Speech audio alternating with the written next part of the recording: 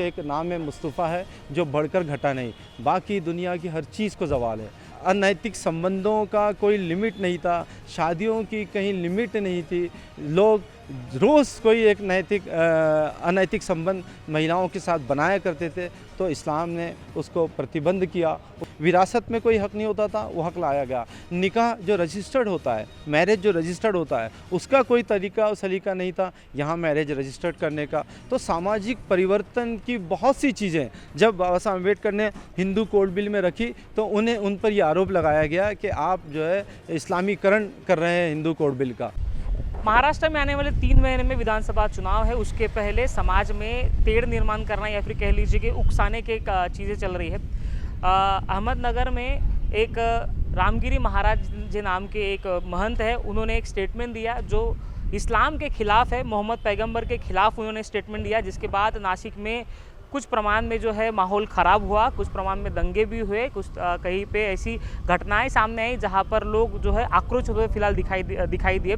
ऐसे में महंत जी के उसके बाद ये जो पूरी घटना होने के बाद दूसरे ही दिन एकनाथ शिंदे जी उनके मठ में जाते हैं, स्टेज पर जाके कहते हैं कि महंत जी को के ऊपर पूरा प्रोटेक्शन जो है सरकार करेगी, ऊपर से पैसा भी जो है उनको उनके महंत को उनके मठ को दे दिया जाता है।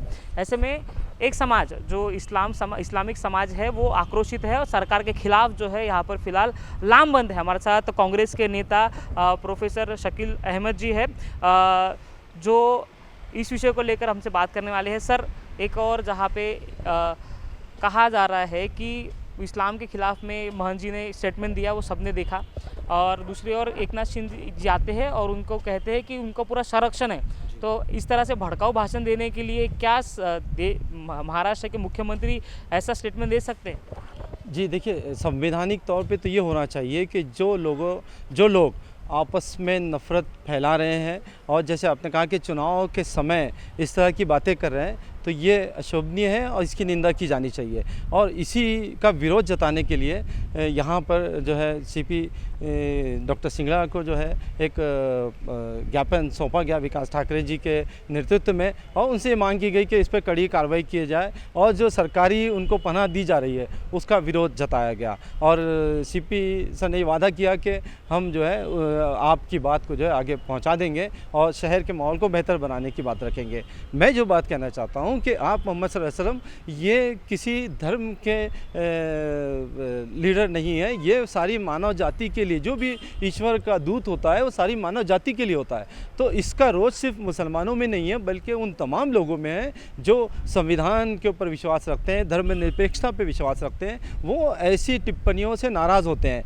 क्यों कि अगर हम हमारे देश की संस्कृति को देखते हैं तो महाराष्ट्र में हमने देखा कि छत्रपति शिवाजी महाराज जो है अगर मंदिर का निर्माण करते, अपने किले में मंदिर निर्माण हो रहा हो, तो वो अपने मुस्लिम मावड़ों के लिए मस्जिद का भी निर्माण करते हैं। रायगढ़ के किले की बात कर रहा हूँ मैं। वहाँ अपने साथियों की जो उनके रक्षक हैं, साथी हैं, उनकी दरगाहें भी वहाँ मौजूद है। उसके अलावा समाज सुधारक हम देखते हैं ज्योतिराव फुले को, तो उन्होंने मोहम्मद सल्लल्लाहु अलैहि वसल्लम की शान में जो है कविताएँ लिखी है जिसे नात कहते हैं। उसके साथ अगर हम साहने गुरु जी को देखते हैं, उन्होंने भी मोहम्मद सल्लल्लाहु अलैहि वसल्लम की शान में जो है नातें लिखी, कविताएं लिखी हैं। सुरेश भट्ट जो यहाँ के मशहूर कवि गुजर चुके हैं, उन्होंने भी आप मोहम्मद सल्लल्लाहु अलैहि वसल्लम की शान में जो है नातें लिखी है, कविताएं लिखी है। क्योंकि आप सल्लल्लाहु अलैहि वसल्लम का उपकार सारी मानव जाति के ऊपर है कि उन्होंने आप इंसानों को अंधकार से निकाल कर उजाले में लेकर आए, और जो अधिकार महिलाओं को, पुरुषों को जो अधिकार नहीं थे वो अधिकार उन्होंने दिलाया। तो दुनिया के 100 लोगों की अगर टॉप लिस्ट बनाई गई तो उसमें आप मोहम्मद सल्लल्लाहु अलैहि वसल्लम का नाम सबसे ऊपर रखा गया। वजह इसकी थी कि जो अधिकार दुनिया में महिलाओं को नहीं थे, जो अधिकार पुरुषों को मिलने चाहिए थे, जो सामाजिक तौर पे जो सामाजिक न्याय के जो अधिकार की बात थी, वो मोहम्मद सल्लल्लाहु अलैहि वसल्लम ने जो है पूरी दुनिया को दिया। और आप मोहम्मद सल्लल्लाहु अलैहि वसल्लम सारी मानव जाति के मार्गदर्शक हैं। इसीलिए गुस्सा मुसलमानों में नहीं, न्यायप्रिय और तमाम ऐसे लोग जो संविधान पे विश्वास रखते हैं उनमें गुस्सा है इस बात का। और ये जो मामले हैं पूरे देश में, इससे पहले बागेश्वर जो है वो यहाँ आकर उन्होंने यहाँ के जो संत हैं, जो यहाँ के बहुत मशहूर संत माने जाते हैं परमात्मा एक सेवक के जुमदेव जी महाराज, उनके खिलाफ में अभद्र टिप्पणी की थी। तो ये चाहते हैं विभाजन हो समाज के अंदर, ऐसे माहौल को ही बनाना चाहते हैं ताकि क्योंकि ये अपने चुनावी मुद्दों में जो लोगों से वादा इन्होंने किया था इसमें बुरी तरह फेल हो चुके हैं। इसलिए ये युवाओं की जो समस्या है, जो शिक्षा को लेकर जो महंगाई है, जो इलेक्ट्रिसिटी की जो महंगाई है, और भी जो मुद्दे हैं, युवाओं की पढ़ाई के नीट का जो मुद्दा है, बेरोज़गारी का जो मुद्दा है, ये सॉल्व नहीं करते जा रहे हैं। जो महिलाओं पे होने वाले बलात्कार के जो इश्यूज़ हैं उसको ये सॉल्व नहीं कर पा रहे हैं। तो लोगों का ध्यान किस तरह से विभाजन की तरफ डाइवर्ट किया जाए, इसके पीछे जो है वो इस काम को लग रहे हैं और संरक्षण ऐसे लोगों को दे रहे हैं। तो इसका कड़ा विरोध होना चाहिए और देश की जनता ने लोकसभा के चुनाव में ये सबक सिखा दिया है। और महाराष्ट्र में भी आने वाले चुनाव में देश की जो महाराष्ट्र की जनता है वो भी न्यायप्रिय जनता है, वो भी एक पुरोगामी विचारधारा की जनता है। ये फुले शाहू अम्बेडकर और सूफी संतों की मानने वाली विचारधारा वाली जनता है और ये ज़रूर इन्हें जो है ऐसे लोगों को सबक सिखाएगी। अज्ञानता में ये बातें बोली जाए तो उसके लिए माफ़ी है, उन्हें हम ज्ञान दें, उनको बताएं कि आप मोहम्मद सल्लल्लाहु अलैहि वसल्लम की जीवन की असल जो शिक्षाएं क्या है। अगर शरारतन ये बातें की जाती है और सिर्फ उकसाने के लिए और मजाक बनाने के लिए की जाती है तो उन्हें ये समझ लेना चाहिए कि एक नाम मुस्तफ़ा है जो बढ़कर घटा नहीं, बाकी दुनिया की हर चीज़ को ज़वाल है।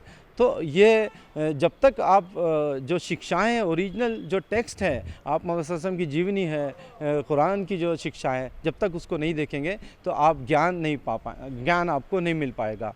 तो ये जो बातें की जाती है अज्ञानता में की जाती है, सही मालूमात उन्हें नहीं है उस बात की।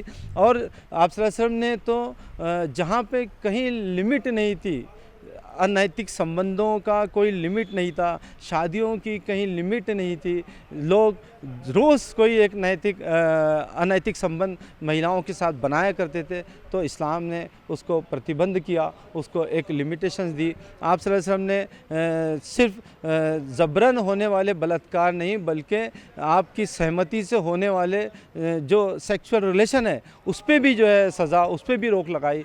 तो ऐसे बहुत से जो कानून हैं, जैसे हम देखते हैं कि हमारे देश के जब यहाँ पर संविधान बन रहा था, जब बाबा साहब अम्बेडकर लॉ मिनिस्टर थे और हिंदू कोड बिल बनाया जा रहा था, तब जो है बहुत से जो मामले हैं, जैसे महिलाओं को विरासत में कोई अधिकार नहीं था, इस्लाम उसमें महिलाओं को अधिकार देता है, आप मोहम्मद सल्लल्लाहु अलैहि वसल्लम की शिक्षाएं अधिकार देती है, तो विरासत में हक दिया गया।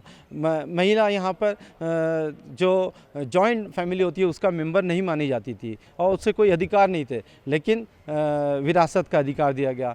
कोई विधवा होती थी तो उसे पुनर्विवाह का कोई रास्ता नहीं था यहाँ पर, तो इस्लाम से ही उस चीज़ को पुनर्विवाह को सामने लाया गया। विरासत में कोई हक नहीं होता था, वो हक लाया गया। निकाह जो रजिस्टर्ड होता है, मैरिज जो रजिस्टर्ड होता है, उसका कोई तरीका और सलीका नहीं था यहाँ मैरिज रजिस्टर्ड करने का। तो सामाजिक परिवर्तन की बहुत सी चीज़ें जब बाबा साहब अम्बेडकर ने हिंदू कोड बिल में रखी तो उन पर यह आरोप लगाया गया कि आप जो है इस्लामीकरण कर रहे हैं हिंदू कोड बिल का।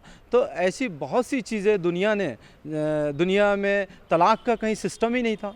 तलाक़ देने का, एक बार जब आपकी शादी हो जाती थी तो 7 जन्मों के रिश्ते माने जाते थे। तलाक़ देने का पूरी दुनिया में, इवन क्रिश्चियनिटी में भी जो है वो तलाक़ का कोई सिस्टम नहीं था, लेकिन तलाक़ का जो सिस्टम है वो भी जो है इस्लाम ने दिया है। तो वो भी उसकी एक अलग बहस है, अलग बात है वो। लेकिन बता रहा हूँ मैं आपको, सेपरेशन के भी जो राइट्स है, कॉन्जुगल राइट्स, सेपरेशन के राइट्स और वुमेंस के राइट्स, ऐसे महिलाओं के अधिकार, ऐसे बहुत से सामाजिक परिवर्तन की जो चीज़ें हैं वो आप मोहम्मद सल्लल्लाहु अलैहि वसल्लम की और कुरान की शिक्षाओं के ऊपर आधारित है, जो दुनिया ने उसको बदले हैं। तो जो लोग अज्ञानता में बातें करते हैं, ना उन्हें उम्र का लिहाज रहता है, ना उन बातों को रख पाते हैं। जबकि यहाँ आप जो हालात होते हैं, जो चीज़ उनको करनी चाहिए थी कि 4 साल की बच्ची के ऊपर जो जघन्य अपराध बलात्कार की घटना हुई और उन अपराधियों को पकड़ने के लिए सरकार कितनी नाकाम रही, ऐसे बातों को छोड़कर जो है और ऐसी चीज़ों को छोड़कर कोई दूसरी बातों को कैसा फैलाया जाए